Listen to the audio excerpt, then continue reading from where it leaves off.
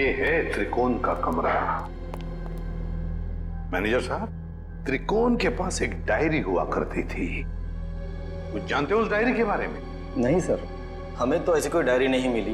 वैसे आप देख सकते हैं सर, यहाँ पे कुछ पुरानी किताबें पड़ी है, शायद उसमें हो। देखो फ्रेंड, किताबों को ऐसे क्यों रखा गया, संभाल के क्यों नहीं रखा?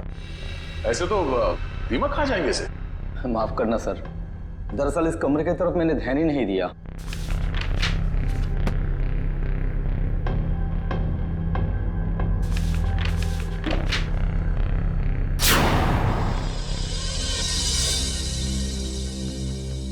सर, डायरी तो दिख नहीं रही। लेकिन मुझे कुछ दिख रहा है सर। क्या? सर ये ईंट देखिए दीवार पे, बिल्कुल अलग है। पूरी दीवार में जितनी ईंट है उससे अलग है। दया, जरा देख लो। सर, वो केस याद है ना आपको, दीवार से लाशें निकलने वाला केस? कहीं इस केस में भी ऐसा ही कुछ? डायरी ढूंढ रहे हम, समझे? लाशें नहीं।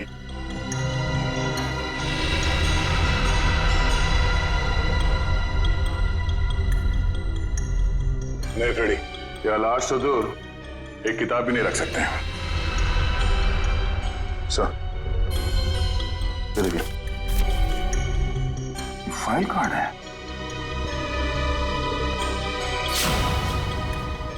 हाँ, त्रिकोण। मतलब वो नकलची खूनी डायरी निकाल के ले गया। अभिजीत, ये जरूर त्रिकोण के डायरी का कवर है। मतलब यहाँ जो भी आया था वो जानता था कि त्रिकोण ने अपनी डायरी कहाँ छुपा के रखी है। ये यहाँ त्रिकोण के बाद में कोई रहता था? हाँ सर, एक लड़का रहा करता था, सुंदर नाम था उसका। ये सुंदर बाद में भी कभी आया था यहाँ इस कमरे में? हाँ सर, आया था। महीने भर पहले वो मुझसे मिलने आया था और कुछ दिन यहाँ रहा भी हो, अपनी पुरानी यादें ताजा करने के लिए। अच्छा, सुंदर। सुंदर का पता तो होगा ना आपके पास?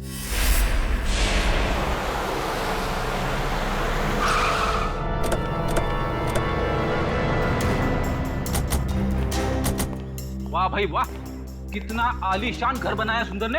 अंदर चल के देखते हैं और क्या क्या आलीशान राज छिपा रखे हैं सुंदर ने। दरवाजा तो खुला हुआ है, कहीं भाग तो नहीं गया सुंदर? लगता है कुछ गड़बड़ है। सुंदर! ओह माय गॉड, वो देखो।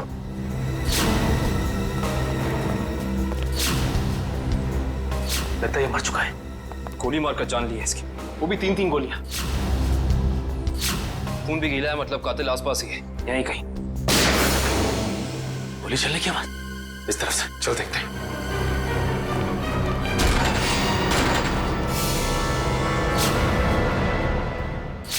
देखो से, सुंदर जी, हाथ ऊपर।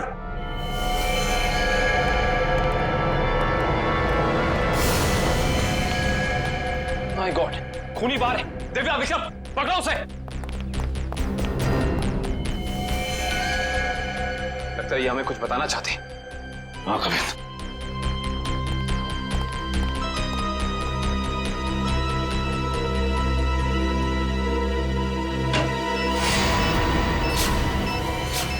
यहाँ बॉम्ब है, सिर्फ 30 सेकंड बाकी है, निकलते हैं यहाँ से। चलो चलो जल्दी, चलिए जल्दी।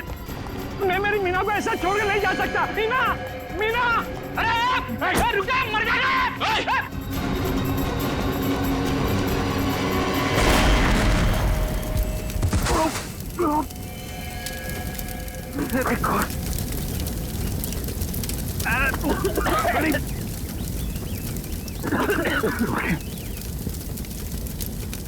लगता है बीवी और नौकर के साथ साथ सुंदर जी भी मारे गए। सर, आप लोग ठीक तो हैं सर? हाँ, हम सब ठीक है। उस खूनी का क्या हुआ? सर वो निकल गया। निकल गया?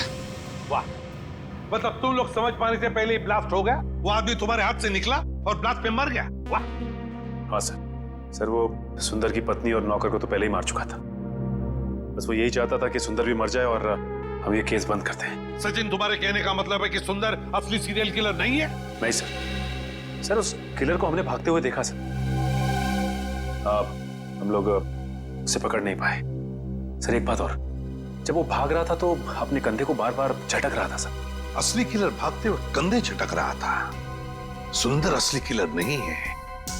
तो फिर ये असली त्रिकोण का अनुकरण करने वाला, उसकी कॉपी करने वाला त्रिकोण अनुकरण, ये जो भी कोई है जो हमें फंसाने की, गुमराह करने की कोशिश कर रहा है, इससे तो अब हम उसी की खुद के ही जाल में फंसा देंगे। हेलो, एक और खून? लेखक कुशल। ठीक है माता। लेखक कुशल का खून? ये त्रिकोण अनुकरण तो खून पे खून किए जा रहा है। लेकिन सर, ये त्रिकोण अनुकरण एक के बाद एक लेखकों को ही क्यों मार रहा है? वही तो फ्रेडी, वही तो। 3 लेखकों को मार चुका है ये त्रिकोण अनुकरण। जरूर इसके पीछे कोई ना कोई राज है, कोई ना कोई राज है जो असली त्रिकोण हमसे छुपा रहा है। सुंदर बॉम्ब ब्लास्ट में मारा गया? हाँ, और उसके बाद एक और लेखक कुशल का भी खून हो गया। अभी तो आप कह रहे थे कि सुंदर ही वो नकलची खूनी है। अगर सुंदर मारा गया तो फिर कुशल को किसने मारा? बंद करो ये ड्रामा, समझे? सुंदर के घर के बाहर जो मुजरिम भाग रहा था, वो भी अपने कंधे को वैसे ही झटक रहा है जैसे तू झटक रहा है। अब ये बताओ कि तुम इस जेल से बाहर जाते कैसे हो? हाँ? राज क्या है इसके पीछे? साहब, कैसी बातें करते हैं आप? हैं? आम जेल से कैदी का भागना इतना मुश्किल है, तो फिर आपको लगता है कि मैं इस खास जेल से इतनी पहरेदारी होने के बावजूद भाग सकता हूँ? तुम्हारे अनाथालय वाले कमरे में सुंदर के अलावा कोई और नहीं रहा था, तो वो डायरी किसी और ने कैसे पढ़ी? किसी ने वो डायरी पढ़ी या नहीं पढ़ी ये मुझे नहीं मालूम है, लेकिन मेरी डायरी में अगला नाम उस कुशल का था जिसे मैं मारना चाहता था। मतलब उस लिस्ट में किस किस के नाम है तुम्हें अभी भी याद है? जी, मेरे पास लिस्ट है। आप चाहें तो मैं उसकी एक कॉपी दे सकता हूँ।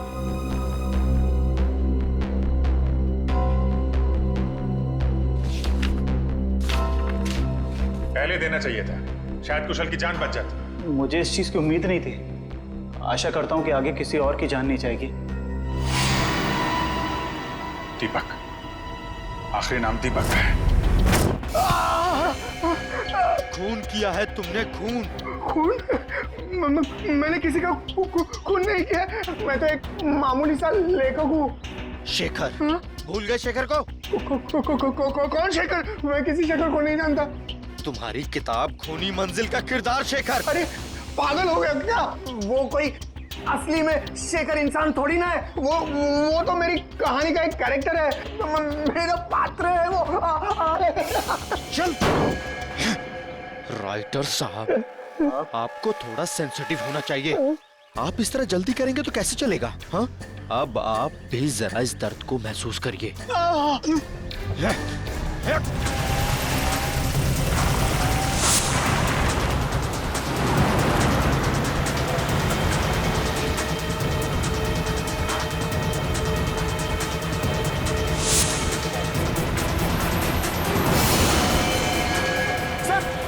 दीपक डाउन गाड़ी में।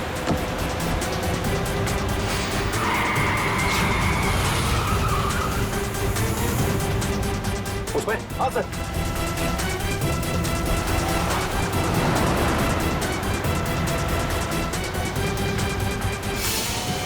आज ये नकलची लंगूर हमारे हाथ से बचेंगे नहीं।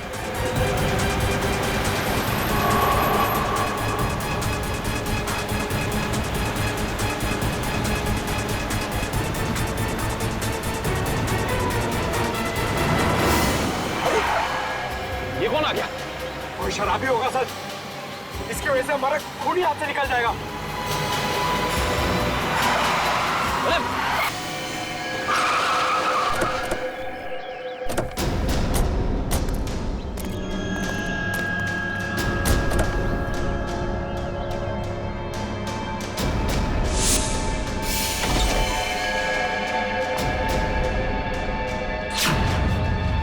इनका तो बहुत खून भरा है। सर वो फोटोज कैसी है? फोटोज एक सेकंड।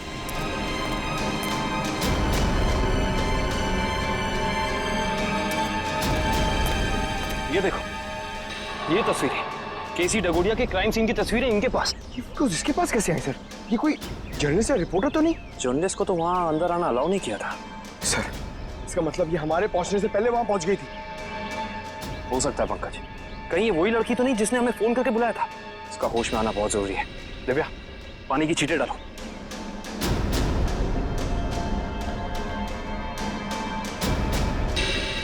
मैडम आप ठीक तो हैं? आप ठीक तो है ना? हाँ मैं ठीक हूँ। हम लोग सीआईडी से हैं। ये तस्वीरें आपके पास कहाँ से आई?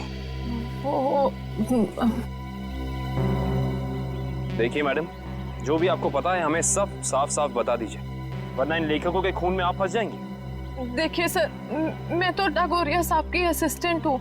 वो मेरी मदद कर रहे थे मेरा पहला क्राइम नॉवेल लिखने में, लेकिन उस दिन जब मैं उनके यहाँ पहुंची तो उनका खून हो चुका था। फिर मेरे दिमाग में एक आइडिया आया। मैंने सोचा कि क्यों ना मैं इस पे एक नॉवेल लिखूं। बस इसीलिए मैं आप लोगों का पीछा कर रही थी, ये जानने के लिए कि आप लोग कातिल को कैसे पकड़ेंगे। आप हमारा पीछा कर रही थी, इसका मतलब आप जानती थी कि हम कौन हैं? हाँ। नॉवेल में ये भी लिख देना कि तुम्हारी वजह से खूनी हमारे हाथ से निकल गया। देखिए सर, मुझे माफ कर दीजिएगा, मैंने ये सब जानबूझ के नहीं किया। वो मेरी गाड़ी का ब्रेक अचानक फेल हो गया था, इसीलिए। सुनिए, अगर आपकी इस गलती की वजह से दीपक को अपनी जान गंवानी पड़ी ना, तो ये कानून आपको कभी माफ नहीं करेगा।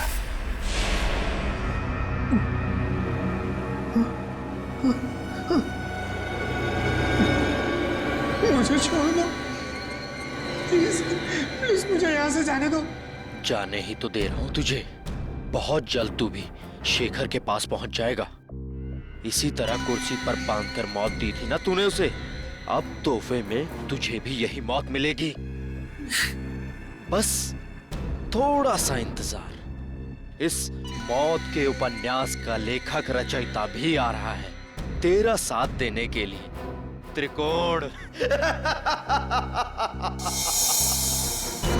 सर जेलर साहब अंदर नहीं है।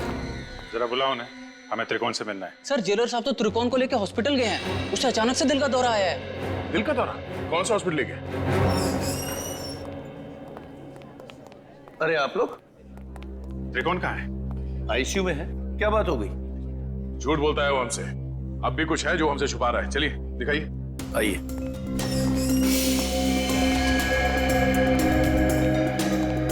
कहाँ है ये त्रिकोण? कहाँ है? अभी तो यही था, कहाँ चला गया? सर कहीं वो हॉस्पिटल से भाग तो नहीं गया दीपक को मारने के लिए? भाग कैसे सकता है? यहाँ कौन था? कौन वार्ड बॉय था यहाँ पे? सर मकरंद था। ये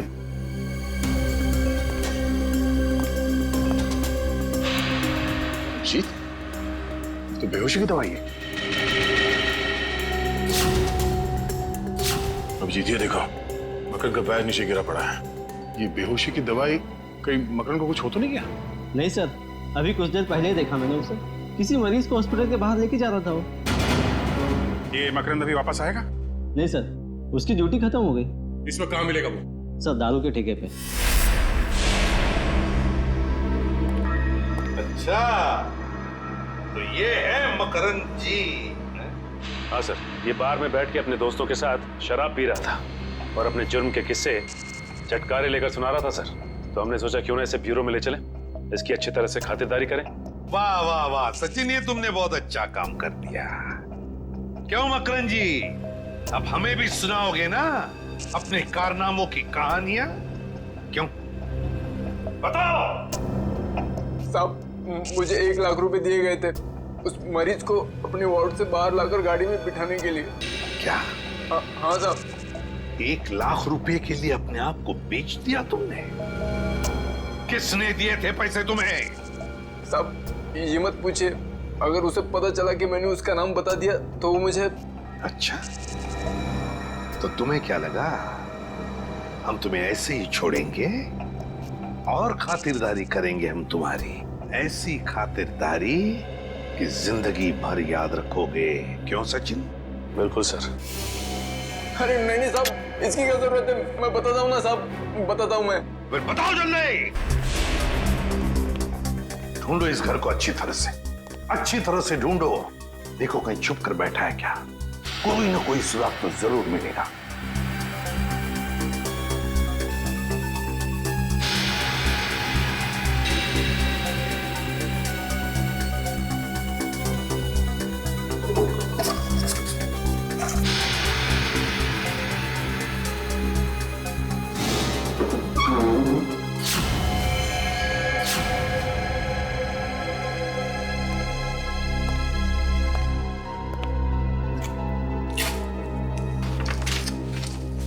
सर, हाँ, ये देखिए सर, ये कैबिनेट के पीछे कुछ रखा हुआ था।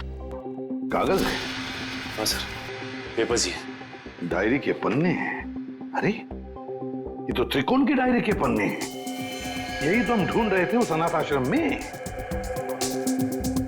माय गॉड, क्या हुआ सर? श्रेया, इसमें लिखा है कि दीपक वो आखिरी लेखक है, दीपक जिसकी वो जान लेना चाहता है। इसका मतलब दीपक की जान को खतरा है? सिर्फ दीपक की जान को ही नहीं, उसके अपनी जान को भी, क्योंकि दीपक को मारने के बाद लगता है उसकी जिंदगी का मकसद पूरा होता है और फिर वो अपनी जान खत्म करना चाहता है। मतलब सर, इस नकलची खूनी ने त्रिकोण को सिर्फ इसलिए अगवा किया हॉस्पिटल से ताकि वो उसे मार सके, और फिर वो उन दोनों को वहीं पे मारेगा सचिन, वहीं पे मारेगा जहां से लेखन शुरू हुआ है, उस अनाथ आश्रम में, उस अनाथ आश्रम के कमरे में। ये ठीक नहीं है, इसका अंजाम बहुत बुरा होगा। तुम्हें अंजाम की फिक्र कब से होने लगी त्रिकोण? और ये सारा खेल तो तुमने ही रचा था। मैं तो बस इसे इसकी मंजिल तक पहुंचा रहा हूँ। मुझे अपने द्वारा रचे इस गुनाह की गहराई का अंदाजा हो गया है। हम दोनों को मारकर भी तुम्हें वो शांति नहीं मिल सकती जिसके लिए मैंने इतने खून किए।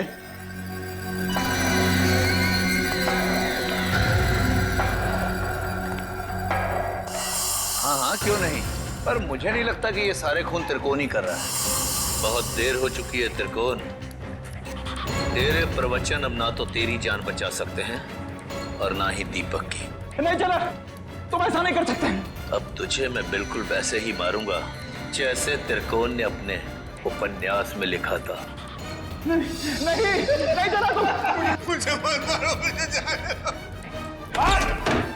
बस हो गया तुम्हारा खेल। अब अगर कोई हरकत की ना तुमने तो तेरा वो हाल करेंगे तो सोच भी नहीं सकता। सीआईडी, तो आखिर मेरा भेद खुल ही गया। तो अब तुम लोग मुझे फांसी पर चढ़ाए बिना तो छोड़ोगे नहीं। तो क्यों ना मैं फांसी पर चढ़ने से पहले इन दोनों को मार के अपना मकसद पूरा कर लूं।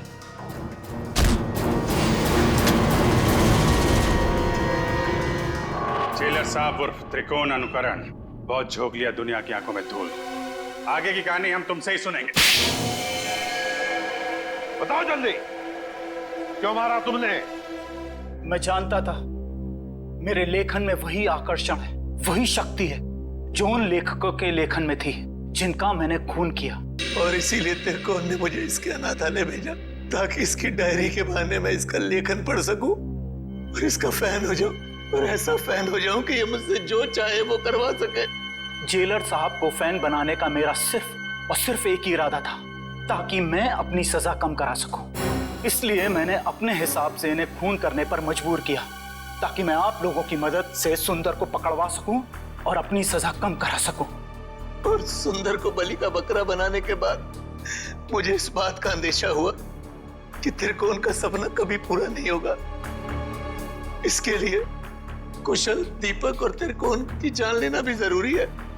तो मैंने त्रिकोण के खाने में एक दवा मिला दी जिससे इसको दिल का दौरा पड़े, और फिर मैं इसे अस्पताल से अगवा करके इसको इसकी मंजिल तक पहुंचा सकूं। अगर सीआईडी को सुंदर की लाश मिल गई तो शायद वो सीरियल किलर को ढूंढना बंद कर दें, मगर फिर त्रिकोण के उस सपने का क्या होगा? उन सब लेखकों को मार के मोक्ष प्राप्त करने का सपना? नहीं, मैं पूरा करूंगा त्रिकोण का वो सपना। मैं त्रिकोण को गुमराह होने नहीं दे सकता। उन सब लेखकों को मैं मारूंगा और फिर उसके बाद त्रिकोण को भी मैं जिंदगी की जंजीरों से मुक्त कर दूंगा, जैसा कि वो चाहता है।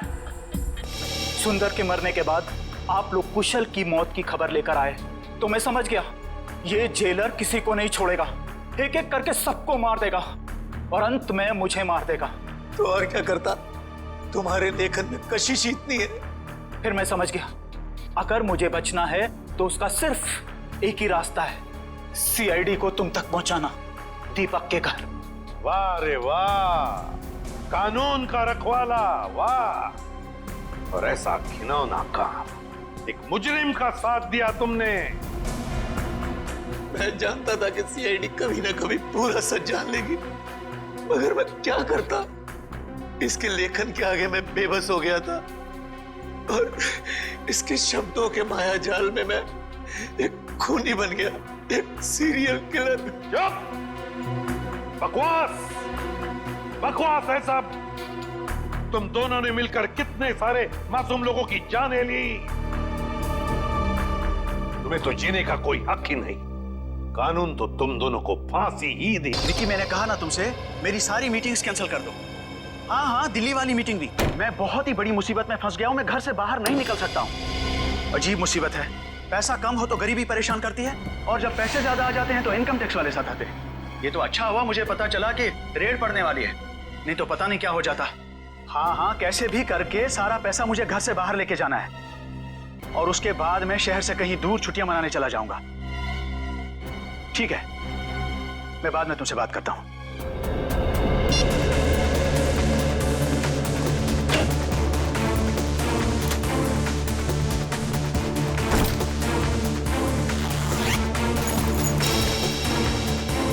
ऐसा तो सारा ठीक ठाक ही लग रहा है।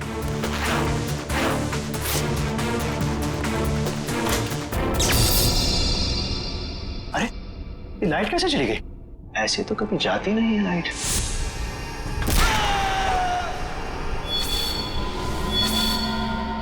कौन हो तुम और क्यों कर रहे हो ये सब? तुम तो एक लेखक हो ना, जानते ही होगे कि कोई किसी की जान क्यों लेता है। जान लेने की 3 ही वजह होती है, पैसा, प्यार और बदला। मुझे तुमसे बदला लेना है। कैसा बदला? मैं तो तुमको जानता तक नहीं। तुम मुझे नहीं जानते, मगर अंकुश को तो जानते ही होगे ना। अंकुश? अंकुश अनंत, वो मेरे दिल के बहुत करीब था। तुमने उसकी जान ली, अब मैं तुम्हारी जान लूंगा। अंकुश आनंद की मौत का बदला? अरे तुम्हारा दिमाग खराब हो गया है क्या? अरे मुझे निकालो यहाँ से। अरे बचाओ, कोई है? अरे कोई बचाओ। कोई नहीं बचाएगा अब तुम्हें। जिस तरह तुमने अंकुश अनंत को तड़पा तड़पा के मारा था, ठीक उसी तरह मैं तुम्हें तड़पा तड़पा के मारूंगा।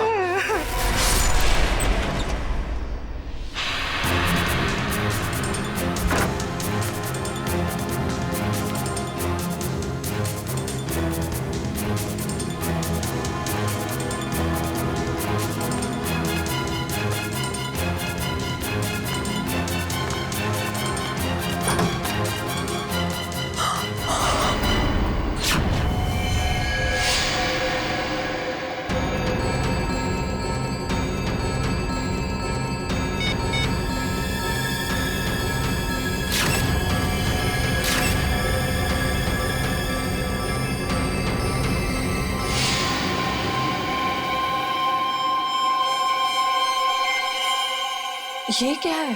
चाकू।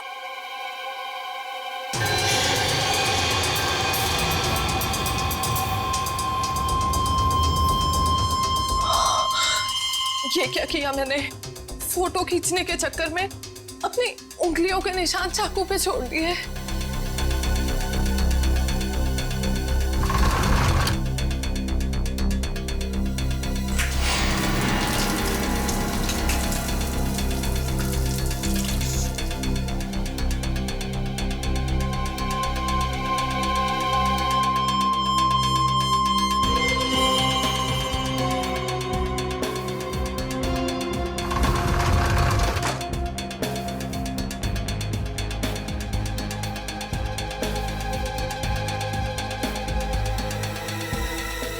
अभी बाहर के पब्लिक फोन से सीआईडी को फोन कर देती हूँ।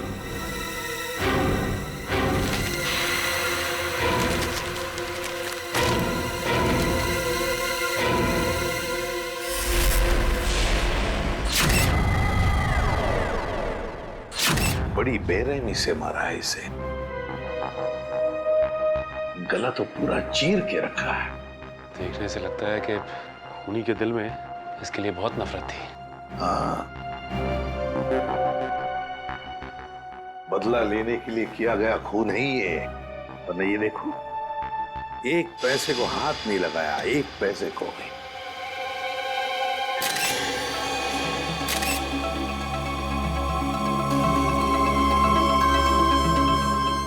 सर, हाँ, सर ये देखिए, ये चाकू वहां बेड के पास पड़ा हुआ था।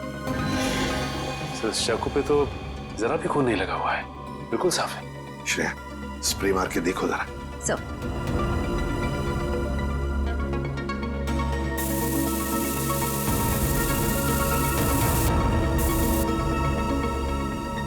सर ये देखिए, इसका मतलब खून इस चाकू से ही किया गया है। रंग बदल गया, मतलब चाकू पर खून है। खून इसी चाकू से किया गया है। सर एक बात समझ में नहीं आ रही, खूनी ने चाकू को साफ करके यहीं क्यों छोड़ दिया? वो इसे अपने साथ भी तो ले जा सकता था। बिल्कुल, चाकू यहीं पर छोड़ के क्यों गया वो, और वो भी साफ करके? कोई ना कोई तो वजह जरूर है। सर, हाँ, दगोड़िया जी का मैनेजर आ गया। आ गया? जी सर। ठीक है सचिन, बॉडी को फॉरेंसिक लैब भेजने का बंदोबस्त करो। इस मैनेजर से मिलता हूं।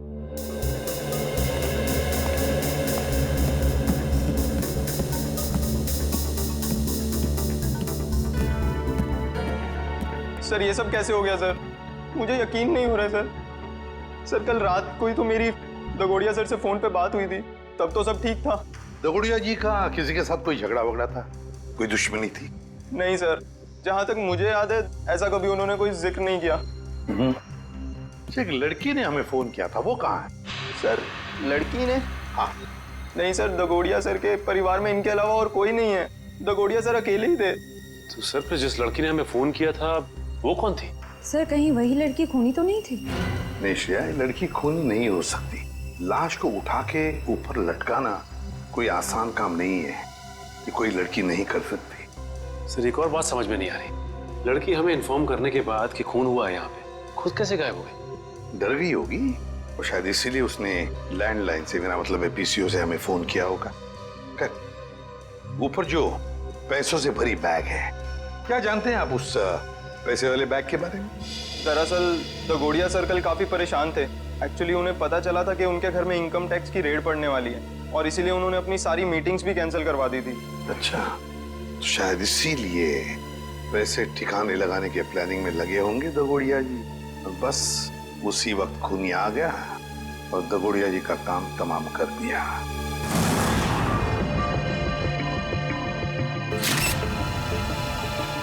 एक मिनट, देखो ये देख रहे हो, इसके गाल पर ये नीला नीला निशान। हाँ सर। ये देखो, ये निशान दोनों तरफ। ये कोई जहर का चक्कर तो नहीं हो सकता है सर, लेकिन वैभव ऐसा लगता है जैसे ये उंगलियों का निशान है। कहीं ऐसा तो नहीं है कि खूनी ने इसका मुंह दबाने की कोशिश की हो? इसे देख के तो ऐसा ही लग रहा है सर। पर क्यों? कहीं ऐसा तो नहीं कि खूनी इसका मुंह खोलना चाहता हो सकता है। इसका मुंह देखना चाहिए खोल के।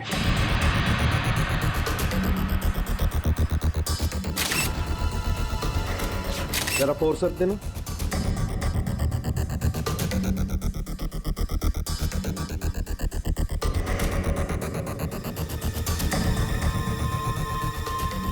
ये देखो, इसके मुंह में ये कागज का टुकड़ा, क्या हो सकता है ये?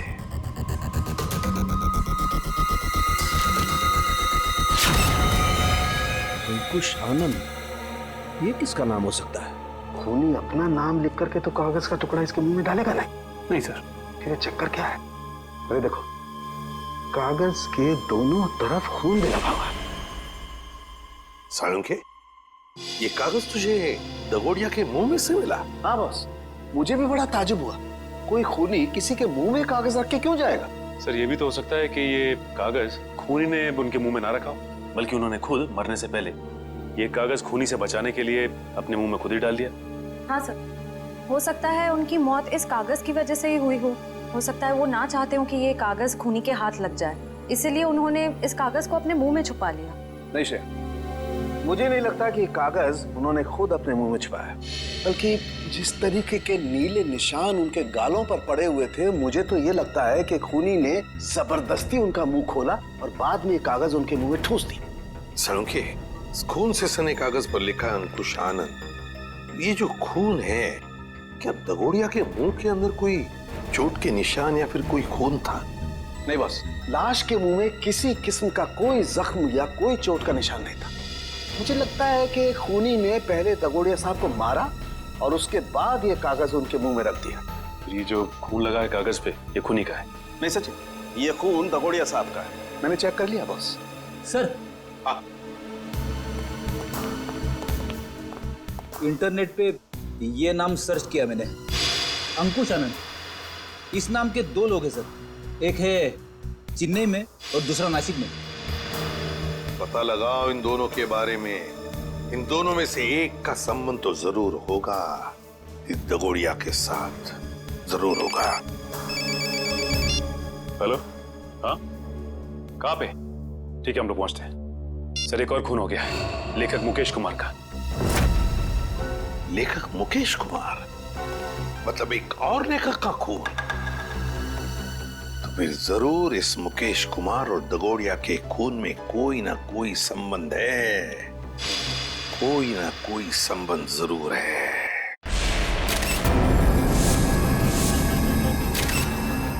बड़ी बेरहमी से कत्ल किया इसका। सलोंके सर, ये ग्लास बॉक्स एयर टाइट ही है। हाँ कामिल, किसी ने इस बेचारे को इस ग्लास बॉक्स में जबरदस्ती बंद कर दिया, और क्योंकि ये ग्लास बॉक्स एयर टाइट बंद है, इसलिए इस बेचारे को बिल्कुल हवा नहीं मिली, और ऑक्सीजन नहीं मिलने के कारण इस बेचारे का दम घुट गया और ये मर गया। हाँ सर, ये इसके हाथ पे लगे हुए जख्म और ये नाखूनों का निशान और इस पे लगा खून तो यही बताता है कि इन्होंने अपने आप को बचाने की बहुत कोशिश की।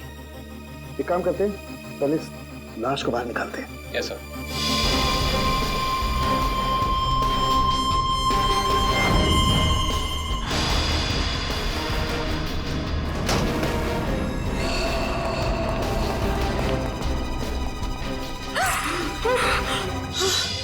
सर, पड़ोसियों को लेकर आया हूँ। इन्होंने देखा है खूनी को अंदर आते हुए। इन लोगों को क्राइम सीन पे लाने की क्या जरूरत थी? वहां पर तो रोक सकते हैं ना? जी कहिए, क्या देखा आप लोगों ने? सर, मैं घर की बालकनी में अखबार पढ़ रहा था, तभी मैंने देखा कि एक आदमी ट्रॉली में इस बॉक्स को रखकर घर के अंदर जा रहा है। ये ग्लास बॉक्स लेके जब वो घर के अंदर जा रहा था तो उसने हाथ में ग्लव्स पहने थे? नहीं सर, ग्लव्स नहीं पहने थे। अच्छा, ये आदमी अकेला था या फिर इसके साथ कोई और भी था? वो अकेला था। तुमने उसका चेहरा देखा? स्केच बना सकते हो? नहीं सर, चेहरा तो याद नहीं। पर हाँ, उसका बायां कंधा बार बार हिल रहा था, जैसे कि कोई कपकपाहट हो रही हो।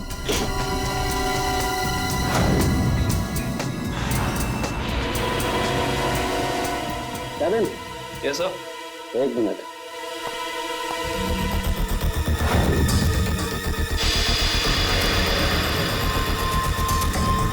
ये देखो केविन, इस लाश के मुंह में ही ये कागज का टुकड़ा। कहीं इस कागज के टुकड़े पे भी अंकुश आनंद का नाम तो नहीं लिखा? देखना पड़ेगा।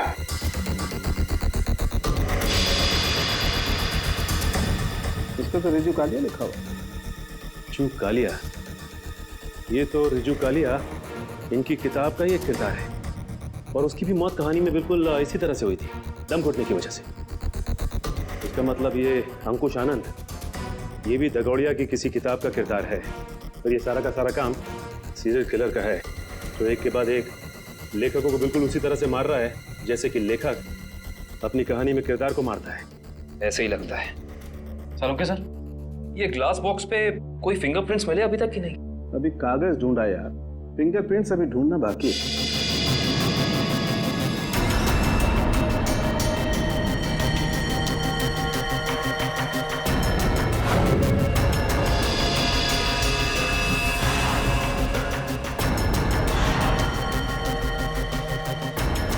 मैग्नीफाइंग ग्लास देना जरा।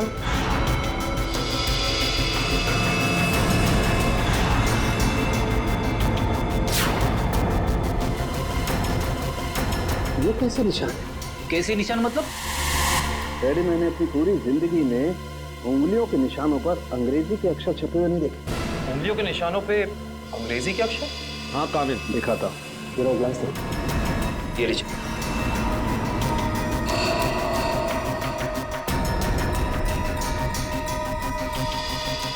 ERIUN देखो, क्या चक्कर हो सकता है? पड़ोसी भी कह रहा था, ये ग्लास बॉक्स लेकर जो इंसान यहाँ आया था उसने ग्लव्स नहीं पहने थे। इसका मतलब ये अनोखे उंगलियों के निशान उसी इंसान के हैं। उंगलियों पे छपे हुए अक्षर। सालून के साहब, ये कैसे मुमकिन है? मुमकिन है फ्रेडी, बॉडी मॉडिफिकेशन के जरिए मुमकिन है। लेकिन सालून के साहब, अगर खूनी एक एक कदम फूक फूक के रख रहा है तो फिर उसने हैंड ग्लोव्स ना पहनने की गलती कैसे की? क्योंकि ये गलती नहीं है, बल्कि जानबूझ के किया गया है। ये सीरियल किलर अपने हर खून पे अपना सिग्नेचर छोड़ रहा है, इन अनोखे उंगलियों के निशान के जरिए। हाँ, और इस तरह के निशान हर आदमी अपनी उंगलियों को बनवा भी नहीं सकता। और इस तरीके के निशान हर जगह बन भी नहीं सकते। इस शहर में ऐसे बहुत कम टैटू पार्लर हैं जहां इस तरीके का बॉडी मॉडिफिकेशन होता, बहुत कम।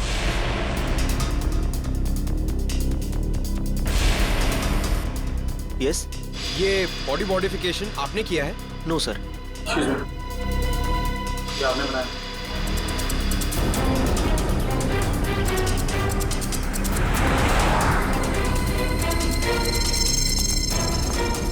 अभी बिजी हूं मैं, बाद में आना।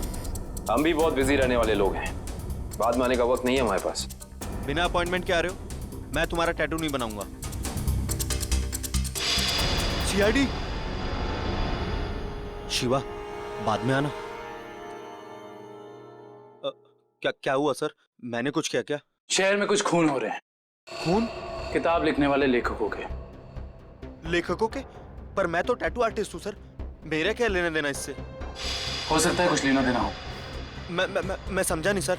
बॉडी मॉडिफिकेशन भी करते हो ना तुम? जी हाँ सर, मेरे पास लाइसेंस भी है, मैं दिखाता हूँ। कोई जरूरत नहीं।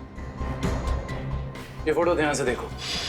ये त्रिकोण वाली कलाकारी तुमने दिखाई थी किसी के हाथ पे? जी हाँ सर, मैंने की थी, पर मुझे नहीं पता था कि ये किलर होगा सर। पता है हमें, डरो मत। हाँ, लेकिन इस इंसान की कोई ना कोई डिटेल तो जरूर होगी तुम्हारे पास, है ना? जी हाँ सर, मैं एक मिनट में लेके आता हूँ सर। जी हाँ सर,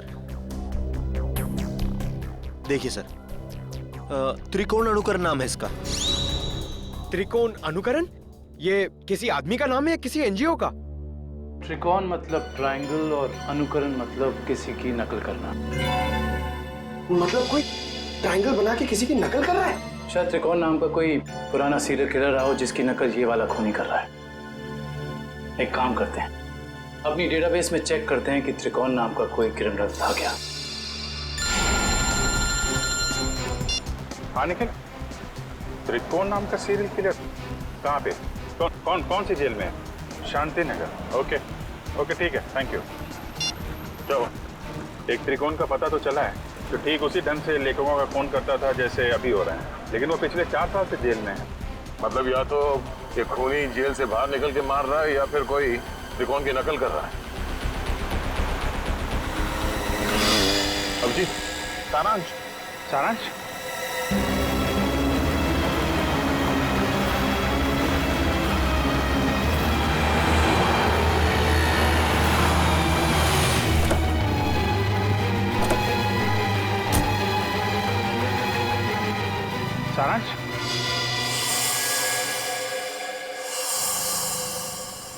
नहीं अंकल, मैं तो अभिषेक हूँ। माफ करना, हम इसे कोई और समझ बैठे थे। सर 15 दिन हो गए, अखबार, न्यूज़पेपर्स, हर जगह कोशिश कर ली, मगर सारांश हमें मिला ही नहीं सर। मिलेगा पंकज, जरूर मिलेगा। मेरा दिल बोल रहा है सारांश हमें जरूर मिलेगा। सर, ये लोग सीआईडी से आए हैं। आइए सर, मैं आप ही लोगों का इंतजार कर रहा था। त्रिकोण से मिल सकते हैं हम लोग? हाँ, क्यों नहीं। पर सर, मुझे नहीं लगता कि त्रिकोण ये सारे खून कर रहा है, क्योंकि इस जेल से बाहर निकलना बिल्कुल ही नामुमकिन है। अच्छा, इस त्रिकोण का स्वभाव कैसा है अभी यहाँ इस जेल में? हिंसक और खतरनाक ही है या? नहीं सर, ऐसा बिल्कुल भी नहीं है। वो तो बहुत ही शांत और सुलझा हुआ है। मैं तो खुद चाह रहा था कि सरकार से अपील करूं कि उसकी सजा माफ कर दी जाए। अब ये कोई संयोग तो नहीं हो सकता कि कोई उसकी नकल करके खून कर रहा है? हाल ही में कोई आया था उससे जेल में मिलने के लिए? नहीं सर, आप तो जानते हैं कि वो स्पेशल सेल में है, और स्पेशल सेल में बाहर वाला तो क्या, कोई जेल का कैदी भी उससे नहीं मिल सकता। चलिए जरा मिल लेते हैं।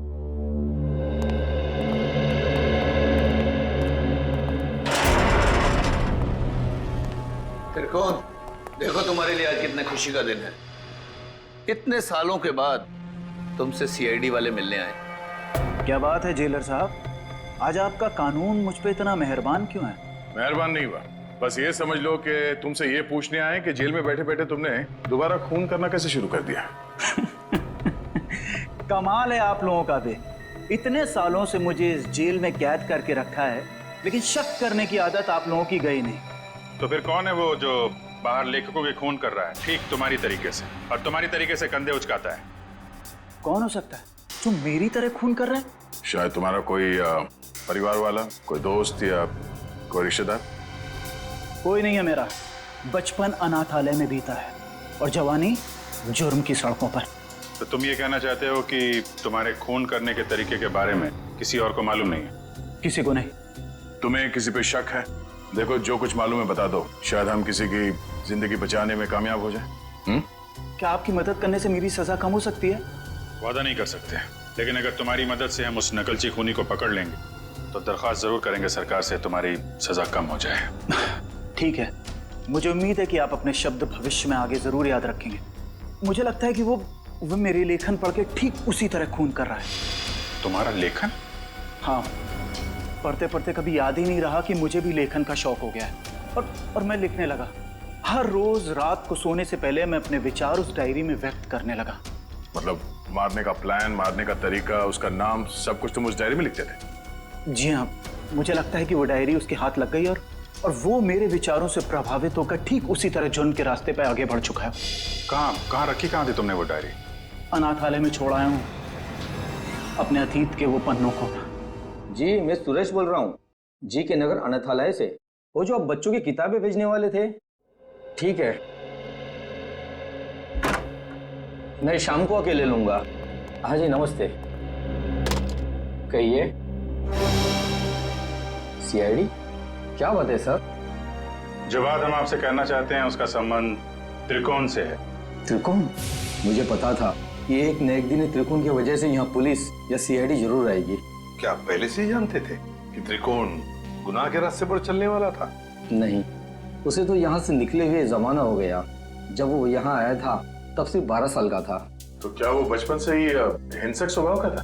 नहीं सर, हिंसक स्वभाव का तो नहीं था वो, लेकिन वो घंटों घंटों एकांत में बैठना पसंद करता था। किसी से ज्यादा बात भी नहीं करता था। मतलब वो अकेले बैठ के सिर्फ किताबें पढ़ता था? आपको कैसे पता सर? क्योंकि हम मिल चुके हैं उससे। फिलहाल वो जेल में है। ज्यादातर अपराधों की ही किताबें पढ़ा करता था वो। किताबों के पन्नों में डूबकर एक अलग ही दुनिया में चला जाता था। किताबों के किरदारों से बातें करने लगता था कि तुमने खाना खाया या नहीं। कभी कभी तो मैं डर जाता था कि उसका ये जुनून एक मानसिक बीमारी ना बन जाए। आपका डर बिल्कुल ठीक निकला। उसके इसी मानसिक बीमारी ने उसे मजबूर किया उन लेखकों को मारने पे जिनके उपन्यास वो पढ़ता था और जिनके लेखन से वो काफी प्रभावित था। और उन लेखकों को बिल्कुल वैसे मार रहा है जैसे उन्होंने उपन्यास में किरदारों की मौत लिखी है। मुझे इस बात से जरा भी हैरानी नहीं हो रही है, क्योंकि अगर उसका कोई पसंदीदा किरदार उपन्यास में मर जाता तो चीख चीख कर रोता, लेकिन अब तो जेल में है ना, तो आप लोग यहाँ क्यों? देखिए, लेखकों के फिर से खून हो रहे हैं, बिल्कुल उसी तरह से जैसे त्रिकोण करता था। मतलब त्रिकोण जेल से भागकर फिर से खून कर रहा है? नहीं, त्रिकोण तो अभी भी जेल में है। कोई और है जो त्रिकोण की तरह नकल करके लेखकों का खून कर रहा है। किसी पे शक है आपको? नहीं सर, मुझे किसी पे शक नहीं है। चलो ठीक है, मगर त्रिकोण यहाँ पर जिस कमरे में रहता था, क्या वो कमरा हम देख सकते हैं? सर, वो तो बहुत पुरानी जगह है, अब वहाँ कोई नहीं रहता है। फिर भी ठीक है सर, आइए।